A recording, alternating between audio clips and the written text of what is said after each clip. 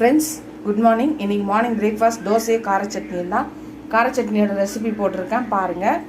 இந்த பக்கம் புதினா ரைஸ் வச்சுருக்கேன். இதுக்கு கூட நீங்கள் வெள்ளை மூக்கடலையோ கருப்பு மூக்கடலையோ போடணும்னு நினச்சிங்கன்னா நைட்டே ஊற வச்சுட்டு அதை குக்கரில் ஒரு 4 விசில் உப்பு போட்டு வேக வச்சு எடுத்துகிட்டு அதுக்கப்புறம் வெங்காயம் தக்காளி வதக்கும் போது போட்டுக்கோங்க. இல்லை நார்மல் பச்சை பட்டாணியாக இருந்துச்சுன்னா வெங்காயம் தக்காளி வதக்கும் போது டேரெக்டாக போட்டு அப்படியே பண்ணி 2 விசில் வச்சிங்கன்னா பொன்னி ரைஸ் இது போதும். பாஸ்மதி ரைஸாக இருந்தால் ஒரு விசில் 5 நிமிஷம் வச்சு நிறுத்திடுங்க. அதுக்கு மட்டும் தண்ணி கொஞ்சம் 2 கிளாஸ் வச்சிங்கன்னா 1.5 கிளாஸ் வைங்க.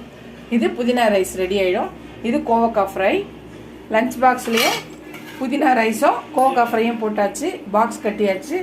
இதுதான் இன்றைக்கி எங்கள் வீட்டோட லஞ்ச் மெனுவும் பிரேக்ஃபாஸ்ட்டும். உங்கள் வீட்டில் என்னன்னு சொல்லுங்கள். இந்த வீடியோ பிடிச்சினா லைக் பண்ணுங்கள், ஷேர் பண்ணுங்கள், கமெண்ட் பண்ணுங்கள். ஃபஸ்ட் டைம் இப்போ தான் என் வீடியோ பார்க்கணும், சப்ஸ்கிரைப் பண்ணிட்டு பாருங்கள். ஃபுல்